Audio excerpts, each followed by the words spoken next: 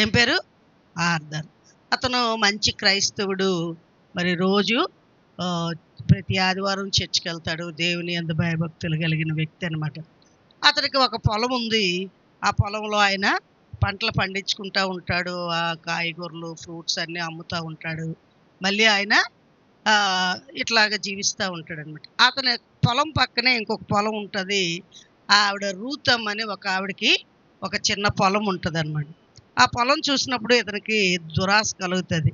ఈ పొలం కూడా నా పొలంలో కలిస్తే ఇంకా నాది విస్తరిస్తుంది కదా అని అనుకొని, అమ్మా నీ పొలం నాకు ఇచ్చే అంటాడు. ఈ ఈ ఇన్సిడెంట్ చదువుతూ ఉంటే నాబోతు ద్రాక్ష తోట గుర్తొచ్చింది నాకు. మరి ఆ విధంగా మరి ఆవిడని అడిగినప్పుడు ఆవిడంటది, ఇది నా పిత్రార్జితం, నేను అమ్మను, నాకే ఉండాలి, ఇది నేను ఉంచుకుంటాను, మా ఫోర్ ఫాదర్స్ నుంచి ఇది వస్తుంది కాబట్టి I don't want to cell, నేను నీకు అమ్మను అని చెప్తుంది అన్నమాట. చెప్పినప్పుడు అతనికి ఇంకా దురాశ, ఒక మనిషికి దురాశ పుట్టిందంటే అది ఎలాగో ఒకలాగా దాన్ని సాటిస్ఫై చేసుకోవడానికి మానవుడు ప్రయత్నిస్తూ ఉంటాడు. సరే ఒకరోజు ఏం చేస్తాడంటే ఆ కంచె తీసి కబ్జా చేసేస్తాడు. కబ్జా చేసేస్తే ఆవిడ పేద విధవరాలు, ఆవిడ ఏమీ చేయలేదు. కోర్టుకి వెళ్ళినా మరి పెద్దల దగ్గరికి వెళ్ళినా ఏమీ న్యాయం జరగదు, అన్నీ కొనేస్తున్నాడు డబ్బుతోటి. సో అలాంటి పరిస్థితుల్లో ఆవిడ చర్చికి వెళ్ళి పాస్టర్ గారితో చెప్పిందంట, అయ్యగారు ఇదిగో మరి నా పక్క పొలం అతను ఉన్నాడు కదా ఆర్థరు, నా పొలాన్ని తన పొలంలో కల్పిస్తున్నాడు, కంచి వేసేసాడు, నా పొలంలోకి నేను కూడా వెళ్ళడానికి అవ్వట్లేదు అంటే, సరేనమ్మా ప్రార్థన చేద్దాం, దేవుడు సహాయం చేస్తాడు, మరి నా మాట కూడా వింటాడో విండో తెలియదు కానీ మనం ప్రార్థన చేద్దామని చెప్పి ఆవిడని బలపరిచి పాస్టర్ గారు పంపించారట. పంపించిన తర్వాత ఒకరోజు పాస్టర్ గారు అతను పొలంకి వెళ్ళారంట. పొలంకి వెళ్తే అయ్యగారు ప్రేస్లేడండి, రండి పాస్టర్ గారు అన్నాను. అంటే బాబు మరి కొంచెం మట్టి ఇస్తావా, నాకు కావాలి అంటే, అలాగే ఇస్తాను సార్ అన్నది. అయితే మట్టి ఎంత కావాలొస్తాను తీసుకోండి సార్, అడగడం ఏంటి, మట్టే కదా తీసుకెళ్ళండి, ఎంత కావాలొస్తా అంటే ఒక ఇంత గోని నిండా మట్టి కట్టారంట. కడితే ఇది ఎత్తిసి నా గుర్రం మీద పెట్టు బాబు అన్నారంట. అంటే ఆడ ఎత్తలేకపోతున్నాడు, చాలా ఎత్తుతున్నాడు కానీ అస్సలు అంత బరువు, మట్టి అంటే చాలా బరువు ఉంటుంది. సో 100 కేజీల బ్యాగ్ అది మొయ్యలేకపోతున్నాడు. అప్పుడు అన్నారంట, బాబు ఆర్థర్, ఈ మట్టినే ఇక్కడి నుంచి ఇక్కడికి మొయ్యలేకపోతున్నావు, మరి నువ్వు కబ్జా చేసిన భూమి ఆ మట్టి అంతటిని నువ్వు ఆ మనస్సాక్షితో నువ్వు ఎలాగెళ్తావు దేవుడి దగ్గరికి, నువ్వు మరి ఆ రూతమ్మ భూమి నువ్వు కలుపుకున్నావు కదా, అదంతా కూడా భారం, మనస్సాక్షికి నీకు భారం ఉంటుంది, అంత బరువుని భారాన్ని నువ్వు దేవుడి ఎదుట ఎలా నిలబడగలవు, దేవుడు నిన్ను అడుగుతాడు కదా అన్నప్పుడు అతను చాలా భయపడ్డాడట. నిజమే కదా, నాకు మనస్సాక్షి లేదు. మనస్సాక్షి అంటే ఏంటి? మనస్సాక్షి అంటే ఏంటి అసలు అర్థం ఏంటి? మనస్సాక్షి అంటే ఒక అమ్మాయి అమెరికా ప్రెసిడెంట్కి ఒక ఉత్తరం రాసిందంట. ఒక 15 సంవత్సరాల అమ్మాయి ఏమని రాసిందంటే, ప్రెసిడెంట్ గారు నాకు వచ్చిన ఉత్తరంలో 2 స్టాంపులకి గవర్నమెంట్ ముద్ర పడలేదు, ఆ ముద్ర పడని ఆ 2 స్టాంపుల్ని నేను తీసి మళ్ళీ ఇంకొక లెటర్కి నేను అది వాడి పోస్ట్ చేశాను. అంటే గవర్నమెంట్ దృష్టిలో ఆ 2 స్టాంపులు ముద్ర వేయబడవాలి, పొరపాటున పోస్టల్ డిపార్ట్మెంట్లో ముద్ర వేయలేదు కాబట్టి నేను మళ్ళీ అది రీయూజ్ చేశాను, నేను గవర్నమెంట్ని మోసం చేశాను, అందువలన ఈ 2 స్టాంపుల ఖరీదు మరి $20 మీకు నేను పంపిస్తున్నాను, ఇది మీరు గవర్నమెంట్కి అందజేయండి అని చెప్పి ఒక ఎన్వలప్ కవర్లో ఒక $20, $20 తర్వాత ఒక లెటరు రాసి పంపించిందంట. దాన్నే ఏమంటారు దాన్నే మనస్సాక్షి. అంటే ఎవరు చూడలేదు. చాలాసార్లు నేను కూడా అలాగే చేసేదాన్ని. నాకేమైనా పోస్టులు వస్తే స్టాంప్ పడకపోతే అబ్బా అనేసి ఆ స్టాంప్ తీసి మళ్ళీ వాడేదాన్ని, కానీ అది కూడా పాపమే ప్రియుల. హల్లెలూయా. ఆజ్ఞాతిక్రమమే పాపము. మరి ఈచ్ అండ్ ఎవ్రీథింగ్, ప్రతి విషయాల్లో కూడా మనం ఎంతో యథార్థంగా ఉండాలి, వెరీ మైన్యూట్ థింగ్. కానీ ఆ పాప మారు మనసు పొందిన తర్వాత ఇది కూడా పాపమే అని ఆ ప్రెసిడెంట్ ఆఫ్ ఇండియా దగ్గర ఆవిడ పశ్చాత్తాపడడం జరిగిందనమాట. అయితే ఈ క్రిస్మస్ అనేది మరి ప్రపంచంలో అనేక దేశాల్లో సెలబ్రేట్ చేస్తూ ఉన్నారు. ప్రపంచంలో దగ్గర దగ్గర 250 దేశాలు ఉన్నాయి. అందులో సుమారు ఒక 200 దేశాల్లో ఈ క్రిస్మస్ని సెలబ్రేట్ చేస్తూ ఉన్నారు ప్రియులారా.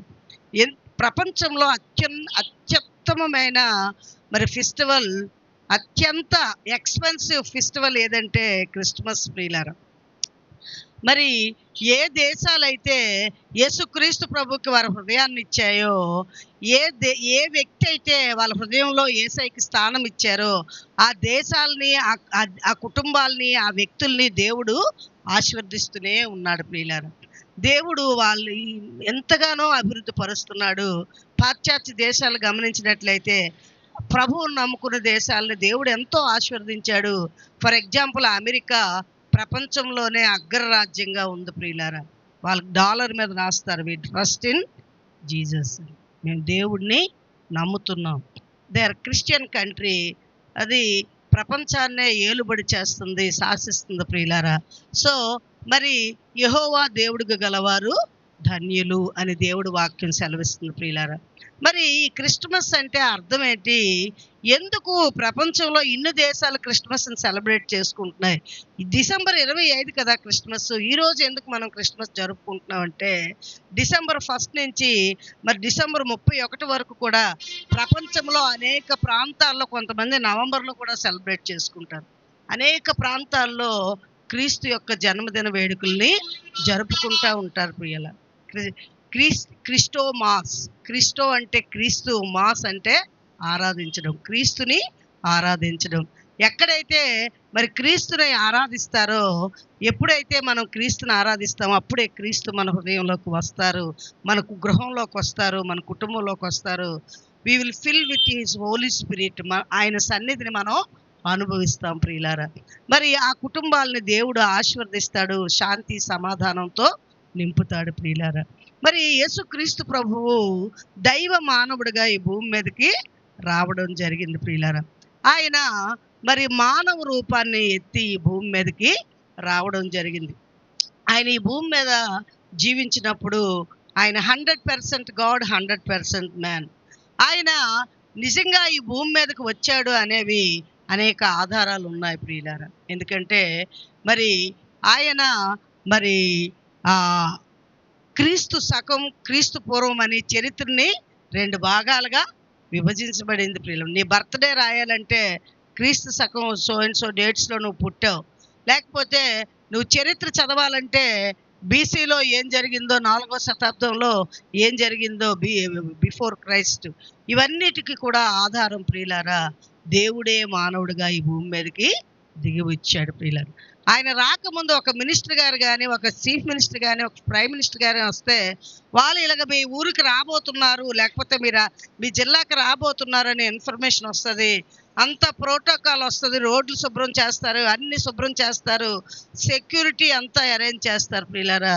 దేవాతి దేవుడు భూమి మీదకి వస్తున్నాడని మరి పాత నిబంధన గ్రంథంలో అనేక మంది ప్రవక్తలు ప్రకటించారు ప్రియులారా. ఏషియా గ్రంథం 9:6 ఇందాక చదివారు కదా, మనకు శిశువు పుట్టెను, అతను భుజం మీద రాజ్యభారం ఉండను, ఆశ్చర్యకరుడు, ఆలోచనకర్త, బలవంతుడైన దేవుడని ఆయనకి పేరు పెట్టబడిన ప్రియులారా.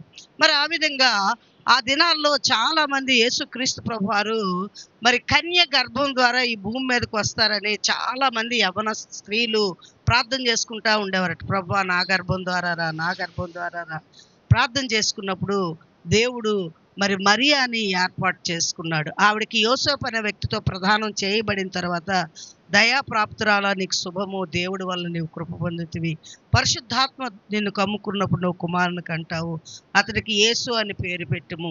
ఇమ్మానుయేల్ అంటే దేవుడు మనకి తోడు అని అర్థం ప్రియులారా. గాడ్ ఈజ్ విత్ అస్ అంటే, యేసు అంటే రక్షకుడు. రక్షకుడు అంటే తన ప్రజలను వారి పాపముల నుంచి ఆయనే రక్షించును గనక ఆయనకి యేసు అని పేరు పెట్టిడి అని చెప్తారు. ఆవిడంటది, నేను పురుషుని ఎరిగిన దానినే ఇది నాకు ఎలా జరుగును, హౌ ఇట్ ఈస్ పాసిబుల్ అన్నప్పుడు, నువ్వు పరిశుద్ధాత్మ నిన్ను క్రమ్ముకున్నప్పుడు నువ్వు గర్భాన్ని ధరిస్తావమ్మా అని చెప్పినప్పుడు, దేవుని చిత్తం నా జీవితంలో జరుగును గాక అని she is willing to accept God's will in her life ప్రియులారా. She took courageous decision. ఆవిడ యాక్సెప్ట్ చేసింది. Our God is God of మరి జెంటిల్ గాడ్. ఆయన ఎవరిని కూడా ఫోర్స్ చేయరు, కానీ ఆయన ఆవిడ గర్భాన్ని ఏర్పాటు చేసుకోవడానికి గాబ్రియేల్ దేవదూత ద్వారా వర్తమానం పంపించి మరి ఆవిడ పర్మిషన్ తీసుకొనే దేవుడు దాన్ని అలౌ చేశాడు.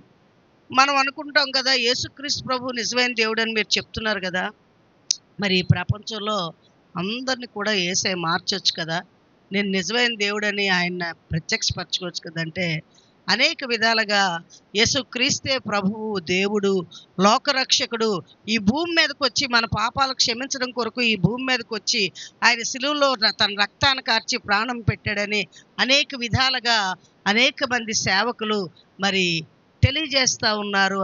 మరి మీడియా ద్వారా, మరి టీవీల ద్వారా, రేడియోల ద్వారా, ఆయా మీడియాల ద్వారా మరి అనేక మంది తెలియపరుస్తున్నారు ప్రియులారా. మరి దేవుడు ఎవరిని బలవంతం పెట్టాడు ప్రియులారా. Hour God is God of gentle God. దేవుడికి స్వచిత్తం ఉంది. ఆయన మరి తన స్వచిత్తంతో మానవుడిని సృష్టించాడు. మానవుడిని తన సొంత చిత్తంతో తన స్వరూపంలో సృష్టించిన దేవుడు మానవుడికి కూడా ఫ్రీ విల్ ఇచ్చాడు. అంటే స్వచిత్తం, నీ ఇష్టం, నువ్వు యాక్సెప్ట్ చేస్తే చెయ్యొచ్చు, నువ్వు రిజెక్ట్ చేస్తే రిజెక్ట్ చేయి, that is up to you. కానీ he won't force anyone ప్రియులారా. ఆ విధంగా మరియమ్మ మరి అనుమతితో దేవుడు ఆవిడ గర్భంలోకి ఈ భూమి మీదకి రావడం జరుగుతుంది ప్రియులారా. ఆ విషయం మరి తెలుసుకున్న యోసేపు, నాకు వివాహం జరగబోయే ఆ అమ్మాయికి మరి గర్భాన్ని ధరించింది అన్నప్పుడు ఆవిడ్ని అవమానపరచనలక ఆవిడ్ని విడనాడాలి అనుకుంటే, వాళ్ళిద్దరికి ప్రదానం జరుగుతుంది, ఇంకా పెళ్ళి అవ్వదు అనమాట.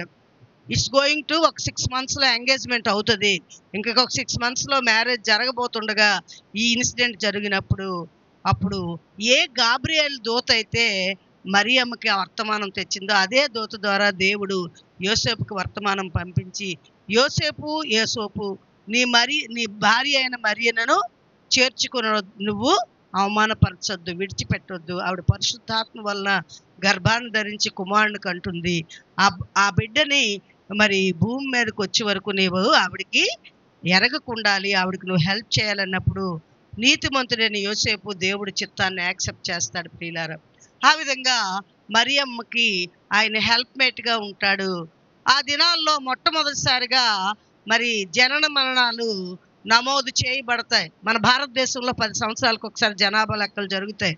జనాభా లెక్కలు జరిగితే మాకు ఎంతో సంతోషం. స్కూళ్ళన్నీ సెలవులు, మాస్టర్లు అందరూ జనాభా లెక్కించడానికి వెళ్ళిపోతే మేము ఆడుకోవడమే. గవర్నమెంట్ టీచర్స్కి డ్యూటీలు వేసిస్తారు. మేము స్కూల్లో ఆడుకునే వాళ్ళం చిన్నప్పుడు. జనాభా లెక్కలు మళ్ళీ ఎప్పుడు వస్తాయో, మేషారు 1 నెల 2 నెలల్లో సర్వేకి వెళ్తారనమాట. మరి ఈ దినాల్లో గవర్నమెంట్ స్కూల్స్లో చాలా తక్కువ మంది చదువుతున్నారు. మరి చాలామంది కార్పొరేట్ స్కూల్స్లోనే చదువుతున్నారు ప్రియులారా. అంచేత మీకు జనాభా లెక్కలైనా మీకు ఏం సెలవులు ఉండవు. యూ హ్యావ్ టు గో, స్కూల్కి మీరు వెళ్ళాల్సిందే, మ్యాండేటరీ అయిపోయింది ఈ దినాల్లో. ఆ జనాభా లెక్కల్లో వీళ్ళ పేరు నమోదు చేసుకోవడం కొరకు యూదా బెత్లెహేమ్ అనే ప్రాంతానికి వెళ్ళినప్పుడు చాలామంది అక్కడికి వస్తారు. కాబట్టి ఆ హోటల్స్లో కానీ సత్రాల్లో కానీ వాళ్ళకి స్థలం లేకపోవడాన్ని బట్టి మరి ఒక పశువుల శాలలో వాళ్ళు ఉండవలసి వస్తుంది. అక్కడే ఆవిడకి పెయిన్స్ వచ్చి యేసుక్రీస్తు ప్రభు వారి ఈ భూమి మీదకి రావడం జరిగింది. హి హంబుల్డ్ హిమ్సెల్ఫ్. ఆయన దేవాతి దేవుడై ఉండి ఆయన ఒక రాజు కుటుంబంలో పుడితే మనం ఎవరు ఆయన అప్రోచ్ అవ్వలేమని తను తాను తగ్గించుకొని ఆయన ఒక పశువుల పాకలో పుట్టారు. ప్రతి ఒక్కరికి అందుబాటులో పుట్టారు ప్రియులారా ఆయన. ఇంకా యూదా బెత్లెహేమ్ అనేది మరి ఆసియా ఖండంలో ఉంది. అది ప్రపంచానికి సెంటర్ పాయింట్లో ఉందన్నమాట. మీరు ప్రపంచ పటం చూసినట్లయితే అట్లాస్లో మరి తూర్పు, పడమర, ఉత్తర, దక్షిణంగా మీరు మెజర్మెంట్స్ చూసినట్లయితే బెత్లెహేమ్ అనేది, యూదా బెత్లెహేమ్ అనేది ప్రపంచానికి సెంటర్ పాయింట్లో ఉందన్నమాట ప్రియులారా. దేవుడు ఒక కులానికి కానీ, ఒక మతానికి కానీ, ఒక దేశానికి కానీ, కొంతమందికి కానీ కాదు, కానీ యేసుక్రీస్తు ప్రభువు అందరికీ ప్రభు ప్రియులారా. ఆయన ఎందుకు మానవ రూపం ధరించి భూమి మీదకి వచ్చారంటే బైబిల్ ఏదని చెప్తుందంటే ఏ భేదము లేదు, అందరూ పాపం చేసి దేవుడు అనుగ్రహించు మహిమను పొందలేకపోతున్నారు. రోమా 3:23 చెప్పబడింది ప్రియులారా. ప్రతి మానవుడు కూడా పాపం చేసి దేవుడు అనుగ్రహించు మహిమను పొందలేకపోతున్నాడు ప్రియులారా. అంటే దేవుడు తన స్వరూపంలో చేసుకున్న మానవుడు దేవుడితో సహవాసం చేయాలని, దేవుని చిత్త ప్రకారం ఈ భూమి మీద జీవించాలని దేవుడు ఎక్స్పెక్ట్ చేస్తుంటే, మానవుడు మరి తన ఇష్టానుసారంగా జీవిస్తూ ఉన్న మానవుడు దేవుడి యొక్క ప్రజెన్స్ని, దేవుడి యొక్క సన్నిధిని కోల్పోతున్నాడు. కాబట్టి దైవ మానవుడిగా దేవుడే ఈ భూమి మీదకి వచ్చి మానవుడికి మార్గాన్ని చూపించాడు పరలోకానికి వెళ్ళాలంటే. ప్రియులారా, యేసుక్రీస్తు అనేది, క్రిస్టియానిటీ అనేది ఒక మతం కాదు, కానీ మానవుడిని దేవుడిని చేరడానికి ఒక మార్గం. ఆ మార్గమే యేసుక్రీస్తు ప్రభువు.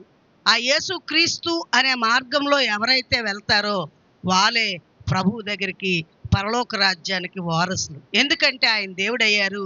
ఆయన పుట్టుకలో పాపం లేదు. పరిశుద్ధాత్మ వల్ల ఆయన ఈ భూమి మీదకి వచ్చారు.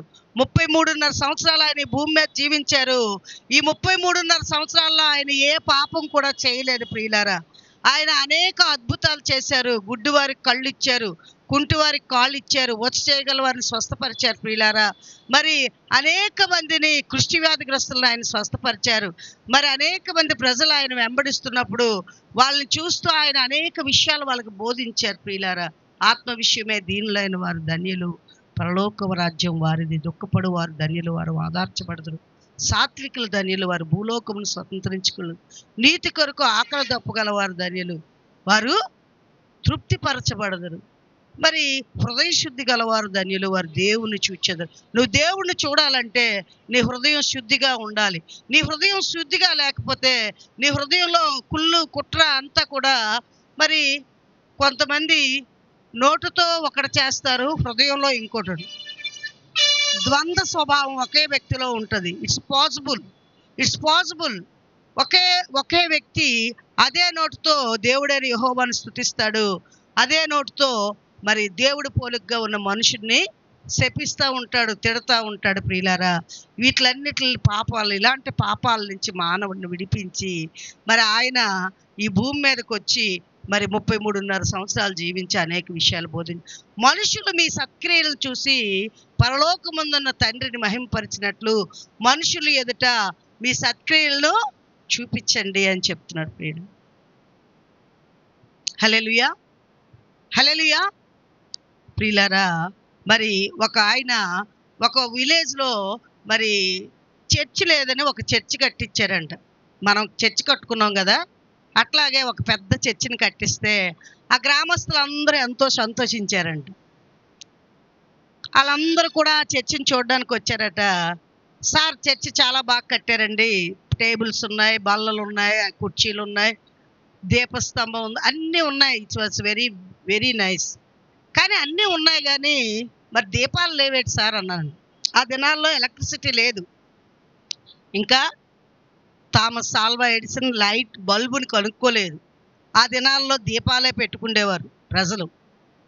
సో మరి చర్చికి అన్నీ ఉన్నాయి, కానీ దీపాలు లేవేటి సార్ అని అడిగారంట. అడిగితే ఆయన అన్నారంట, మీ చర్చిలో ఎవరెవరు ఉన్నారో వాళ్ళందరూ ఫ్యామిలీ వైజ్గా కూర్చోండి.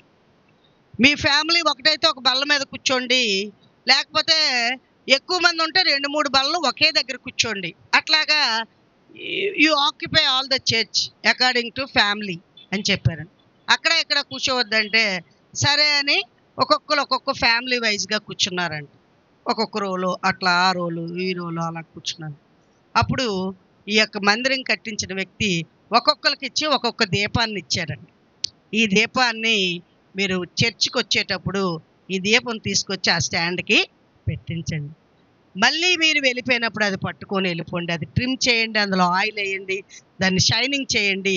మీరు చర్చికి వస్తే అది దీపస్తంభం మీద పెట్టినప్పుడు అది వెలుగు వస్తుంది, అది అందరికీ వెలుగుని ఇస్తుంది. మత్తయి సువార్తలో 16 అధ్యాయంలో చెప్తారు కదా, మీరు దీపాన్ని కంచం కింద కానీ మంచం కింద కానీ పెట్టకూడదని. మీరు దేవుడి యొక్క వెలుగుని మరి అన్యజనులు ఎదుట మనము చూపించబద్దులమై ఉన్నాం. ప్రియులారా, మరి ఒకవేళ ఏ ఫ్యామిలీ అయినా ఆ రోజు చర్చికి రాలేదనుకోండి, అక్కడ ఏముండదు, లైటు ఉండదు. ఆ ప్రాంతం అంతా ఏముంటుంది, చీకటి. అందుకే దేవుడు అంటారు, మీరు లోకానికి వెలుగై ఉన్నారు, మీరు లోకానికి ఉప్పై ఉన్నారు. ఉప్పు నిస్సారమైతే అది బయట పారవేయబడుతుంది అని ప్రభువు చెప్పడం జరిగింది. ప్రియులారా, అంచేత మీ సంభాషణ కూడా కృపాసహితంగా ఉండాలంట. ఉప్పు వేసే విధంగా ఉండాలి. What we are speaking it should have some meaning. మనం ఏంటి మాట్లాడుతున్నామో దానికి ఒక మీనింగు ఉండాలి. It should be blessing to others. Those are around us they should get blessings through our words. మన మాట ద్వారా అవతల వాళ్ళు గాయపరచబడ్డారనుకోండి, ఆ కుటుంబాల్లో గొడవలు అయ్యాయి అనుకోండి, మనం కృపాసహితమైన మాటలు మాట్లాడుతున్నానో చిచ్చు పెట్టిన మాటలు మాట్లాడుతున్నావా? ఏం మాట్లాడుతున్నావు? చిచ్చు పెట్టిన మాట. దేవుడు యేసయ్యను కలిగిన ప్రజలు యేసయ్య ప్రేమను కలిగి జీవించాలి. యేసుక్రీస్తు ప్రభువు ఈ భూమి మీద 33.5 సంవత్సరాలు జీవించినప్పుడు 30 సంవత్సరాలు ఆయన తల్లిదండ్రులకు లోబడ్డాడు. యూదా ధర్మశాస్త్రం ప్రకారం 30 ఇయర్స్ దాటితే కానీ ఆయన అర్హుడు కాదు ప్రీచింగ్ చేయడానికి కానీ ఏదైనా జాబ్ చేయడానికి కానీ. వాళ్ళకి మ్యాండేటరీ 30 ఇయర్స్ వరకు వాళ్ళ పిల్లల కిందే లెక్క వేస్తారు. 30 ఇయర్స్ దాటితేనే వారిని యవనస్తుల కింద ట్రీట్ చేస్తారు. So though is a God, is a man of God. దైవమే మానవ రూపంలో ఈ భూమి మీదకి ఒక ప్రత్యేకమైన పర్పస్తో వచ్చిన వ్యక్తి అయినప్పటికీ he followed all the rules. A rules ఉన్నాయో ఈ భూమి మీద అవన్నీ ఆయన ఫాలో అయ్యారు.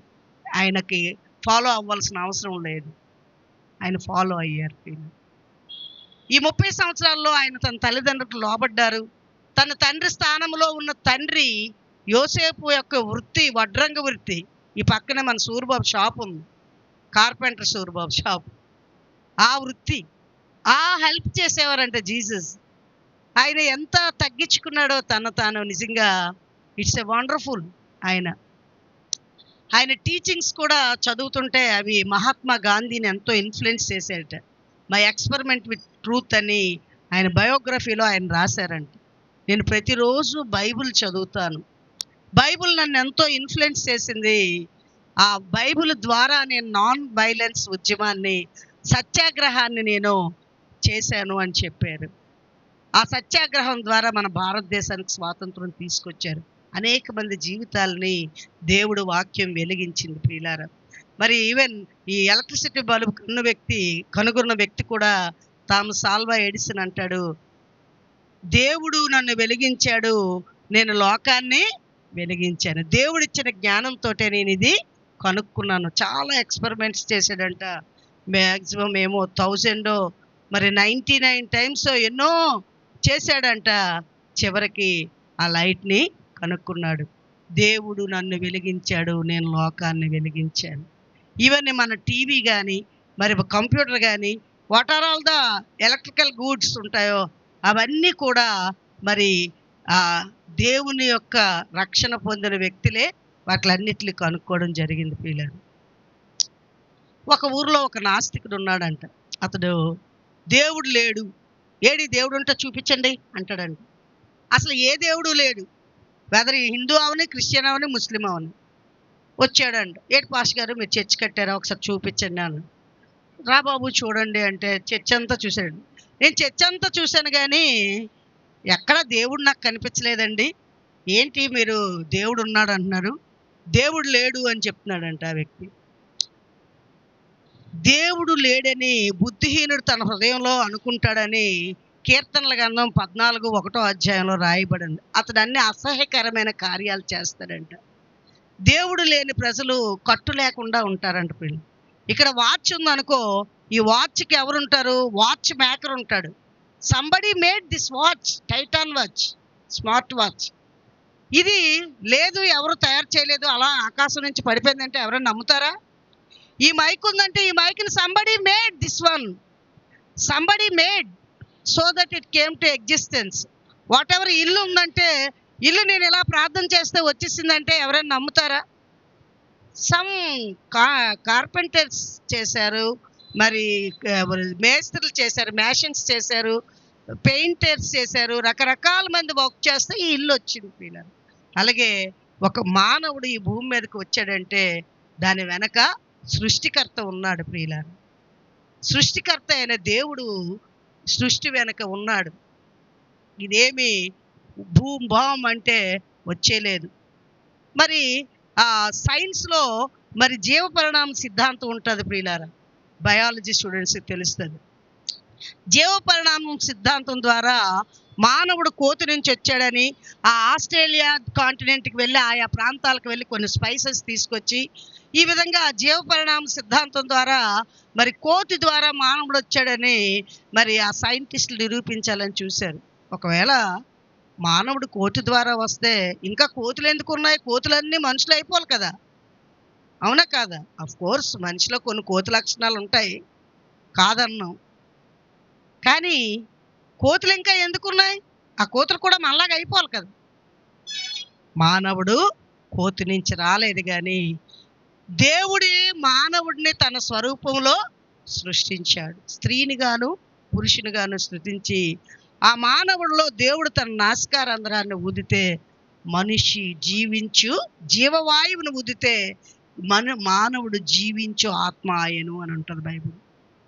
దేవుడు మరి దేవుడి యొక్క జీవాత్మ మనలో ఉంది కాబట్టి మనలో ఉన్న దేవుని ఆత్మకి మరణం లేదు.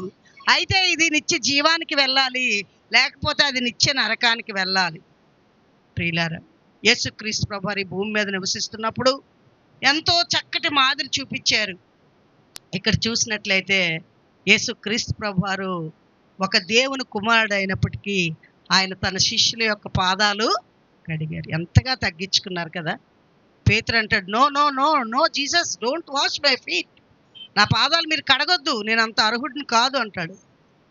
నువ్వు నీ పాదాలు నేను కడగకపోతే నీవు దేవుని రాజ్యానికి. ఒక దేవాతి దేవుడై ఉండి, మరి మార్క్స్ వార్త 10:45 ఉంటుంది పిల్లలు. ఒక దేవాతి దేవుడై ఉండి తను తాను రిక్తునిగా చేసుకొని తన శిష్యుల యొక్క పాదాలు ఆయన కడిగినంతగా తగ్గించుకున్నారు. చాలాసార్లు వి ఫీల్ వెరీ ప్రౌడ్. నేను సో అండ్ సో, నేను దస్మత్ ఇంత చదివాను, నేను ఇంత అందంగా ఉన్నాను, సో నేను రిచ్, నాకు ఇంత డబ్బు ఉంది, 10-20 తులాల బంగారం ఉంది, నాకు ఇంత భూములు ఉన్నాయి, ల్యాండ్ ఉంది, I'm so great. People will think many times we feel very great. Is it not? నేను చిన్నప్పుడు అనుకునేదాన్ని నాకు పెద్ద జుత్తు ఉంటే నేను ఎవరితో మాట్లాడినని, కానీ నాకు చిన్న జుత్తు, చిన్నప్పటి నుంచి అంతే జుత్తు, ఇంకెందుకు ఈ జుత్తు పెరగట్లేదని ముడేస్తారు.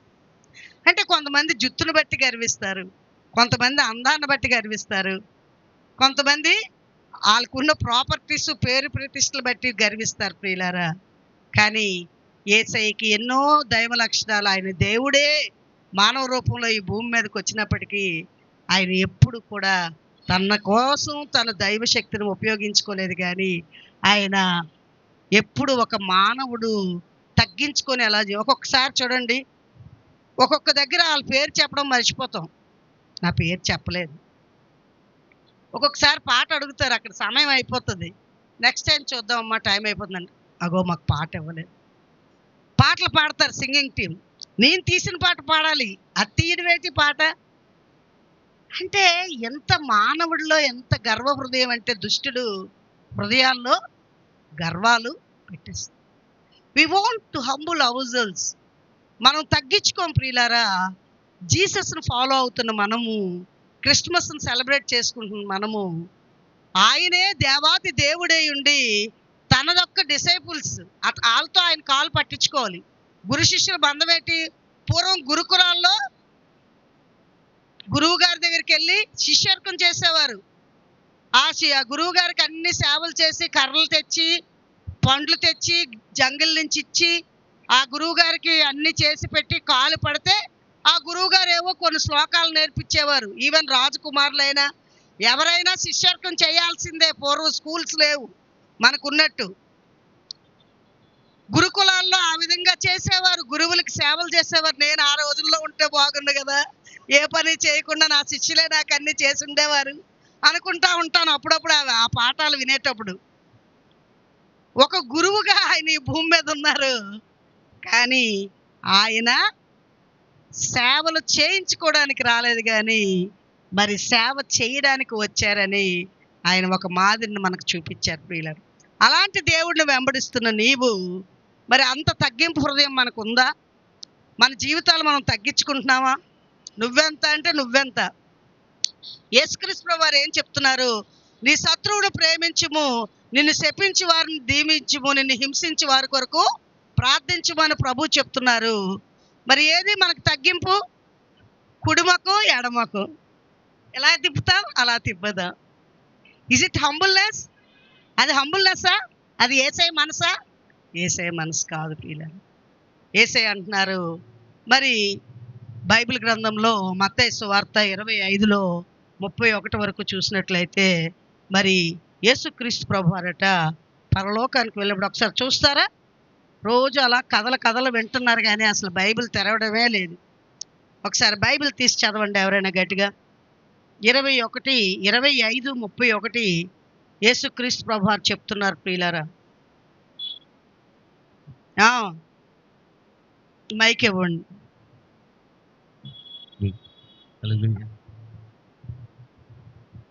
తన మహిమతో మనుష్య కుమారుడును ఆయనతో కూడా సమస్త దూతలను వచ్చినప్పుడు ఆయన తన మహిమ గల సింహాసనము మీద ఆసీనుడై ఉండును. అప్పుడు సమస్త జనములు ఆయన ఎదుట పోగు చేయబడుదురు. గొల్లవాడు మేకల్లో నుండి గొర్రెలను వేరుపరిచినట్లు ఆయన వారిని వేరుపరిచి తన కుడివైపున గొర్రెలను ఎడమవైపు మేకలను నిలవబెట్టును. యేసుక్రీస్తు ప్రభువారు ఈ భూమి మీదకి వచ్చి 33.5 సంవత్సరాలు జీవించి ఆయన శిలువలో తన ప్రాణాన్ని పెట్టారు. ఆయన చనిపోయి తన రక్తాన్ని కార్చారు. ఎవరైతే యేసయ్యని తన సొంత రక్షణగా అంగీకరిస్తారో, యేసయ్య నా పాపాల కోసమే నువ్వు ఈ భూమి మీదకి వచ్చి చనిపోయావని ఎవరైతే గుర్తించి యేసయ్య దగ్గర ఆయన పాపాలు ఒప్పుకుంటారో వాళ్ళందరి పాపాలు యేసయ్య తన రక్తంతో కడిగి శుద్ధీకరిస్తారు ప్రియులారా. ఆయన అంతేకాకుండా మరణాన్ని జయించి మృత్యుంజయుడిగా ఆయన లేచారు ప్రియులారా. ఆయన మరణాన్ని జయించాడు కాబట్టి మనం కూడా చనిపోయినా తిరిగి పరలోక రాజ్యానికి వెళ్తాం. ఆయన చిందించిన రక్తంలో మన పాపాలు కడుక్కున్నాం కాబట్టి, మన పాపాలకు ప్రాయశ్చిత్తం దొరికింది కాబట్టి మనకు పరలోక రాజ్యం ఉంది. ఆయన చనిపోయి తిరిగి లెగిసి 40 దినాలు తను తాను కనపరుచుకున్నారు. తను ప్రేమించిన శిష్యులకి అందరికీ కనపరుచుకున్న తర్వాత 40వ దినాన్ని ఆయన పరలోకానికి ఆరోహణం అయ్యారు. ప్రభువా, ఇంతకాలం ఉన్నావు, మాకు రొట్టెలు ఇచ్చావు, చేపలు ఇచ్చావు, మరి మమ్మల్ని స్వస్థపరిచావు, ఇన్ని చేసావు కదా ప్రభువా, ఇప్పుడు మేము ఎలా బ్రతుకుతాం? What is hope to us? మాకు ఏం హోప్ ఉంది? మీరు వెళ్ళిపోతున్నారు, మేము ఎలా ఉండాలి అంటే, నేను ఏ విధంగా వెళ్ళానో ఆ విధంగా తిరిగి వస్తాను. నా యందు విశ్వాసం ఉంచి వారిని నాతో పాటు పరలోకానికి 2025 సంవత్సరాలు బట్టి we are all waiting for Jesus. ఇక్కడ యేసయ్య వచ్చేటప్పుడు తన మహామహిమతో వచ్చేటప్పుడట మరొక గొర్రెల కాపరి గొర్రెల్ని మేకల్ని ఏ విధంగా వేరు చేస్తాడో, మరి గొర్రెల్ని కుడివైపు మేకల్ని ఎడం వైపు వేరు చేస్తాడు. కుడివైపు మీకు అటువైపు కుడివైపు ఉంటే నాకు ఇటువైపు కుడివైపు ఉంటుంది, రివర్స్లో. ఆఫ్ కోర్స్ ఇలా చూద్దాం అనుకోండి, కుడివైపు ఎడమవైపు. కుడివైపు మరి గొర్రెల్ని, ఎడంవైపు మేకల్ని ఉంచుతాడంట. కుడివైపు ఉన్నవారిని అంటారంట, మీరు నేను ఆకలిగానే ఇక్కడ చూసారా 25లో, దేవుని చేత ఆశీర్వదించబడిన వారా మీరు లోపలికి రండి.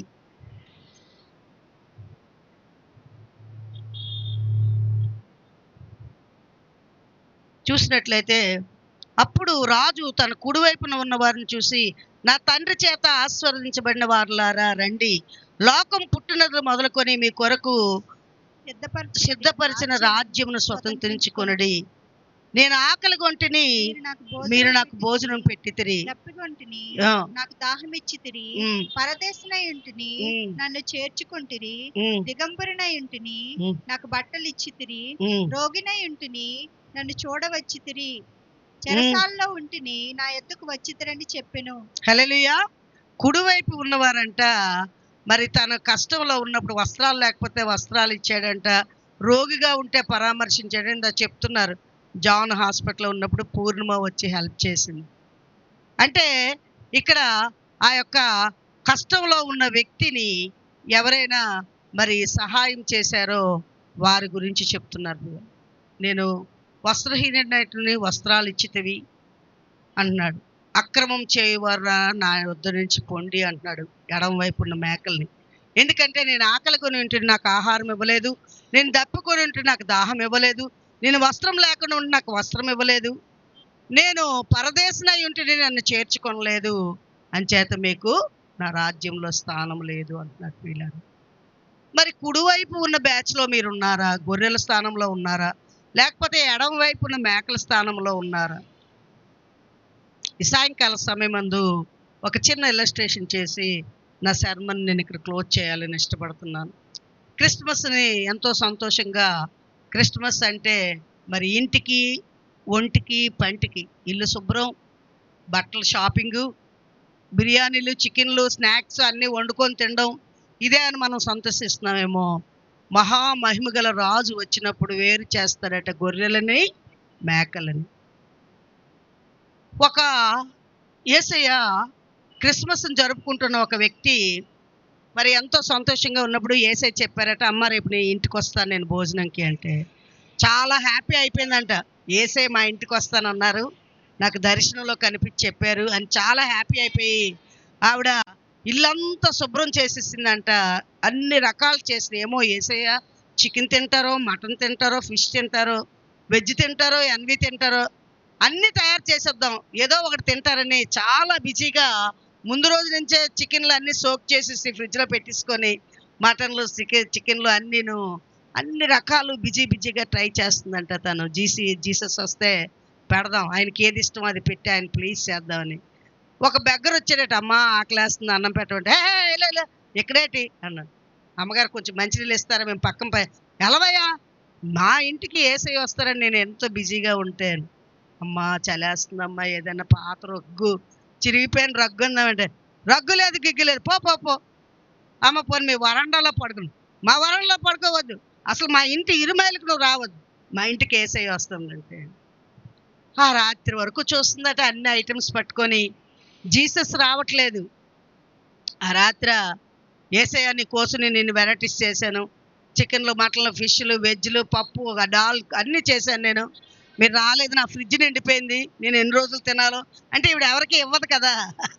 ఒక వారం రోజులు 10 రోజులు నేను అవి తినాలి, ఇంక వంట చేసుకోకుండా ఎంత పని చేసేసి అంటే, నేనెందుకు రాలేదమ్మా, అమ్మా భిక్షాందేహి అని ఒక అడుక్కున్న వాడిని రూపంలో వచ్చాను, నువ్వు నాకు ధర్మం చేయలేదు.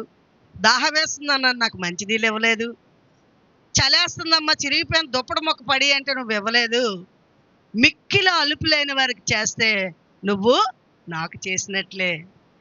నువ్వు మిక్కిల అలుపు లేని వరకు నువ్వు చేయకుండా నాకేదో నువ్వు పెట్టేస్తావంటే I'm not happy with that అని జీసస్ చెప్పారట ప్రియులారా. ఈ క్రిస్మస్ అంటే గిఫ్ట్. దేవుడే తన కుమారుడిని బహుమానంగా మనకి ఇచ్చాడు. తన కుమారుడిని బహుమానంగా ఇవ్వకపోతే మన పాపాలకు ప్రాయశ్చిత్తం లేదు, మనకి పరలోకం లేదు ప్రియులారా. అంచేత ఈ క్రిస్మస్ సందర్భంగా నువ్వు గొర్రెల బ్యాచ్లో ఉన్నావా, మేకల బ్యాచ్లో ఉన్నావా, యేసయ్యకి నువ్వు కుడివైపు ఉండే బ్యాచ్లో ఉన్నావా, ఎడం వైపు ఉండే బ్యాచ్లో ఉన్నావా, మన లెక్కలన్నీ పరలోకంలో తేలిపోతాయి ప్రియులారా. పరలోకంలో తేలిపోతాయి. ఈ లోకంలో మనకి పేరు ప్రతిష్టలు ఉండొచ్చు, మనం చేసిన సత్క్రియలు అనేక మంది గుర్తించవచ్చు, కానీ ప్రభు ఏం చెప్తున్నారంటే కుడి చేతితో ఇచ్చింది ఎడం చేతికి తెలియకూడదు.